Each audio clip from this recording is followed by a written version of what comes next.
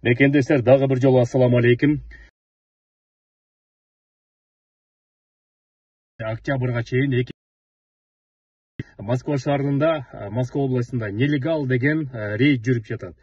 Документи туура эмес, мекендештер сак болуңуздар. Көчөгө азыраак чыгыңыздар, документтериңизди тууралап алыңыздар.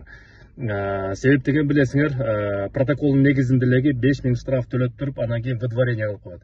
Эгерде силерде протокол түзүп туруп выдворение кыла турган болсо, анда 10 күндүн ичинде кайра обжалование жазыңыз. Мен азыр астына юристтердин номерлерин жазып коем, номерин айтып коем, плюс 7 925 55 55 905 номерине чалып, юристтер силерге обжалование жазып жардам берет, адвокаттар. Эгерде силерди выдворение эмес, депортация кылса, депортация бул Сахарова аркылуу өтөт. Сахарова киргизип туруп, андан ары Кыргызстанга өздөрү самолет менен жөнөтөт. Анда обжалование жазбай эле коюңуздар. Себеби обжалование жазсаңыз, силер Сахаровада жата бересиңер.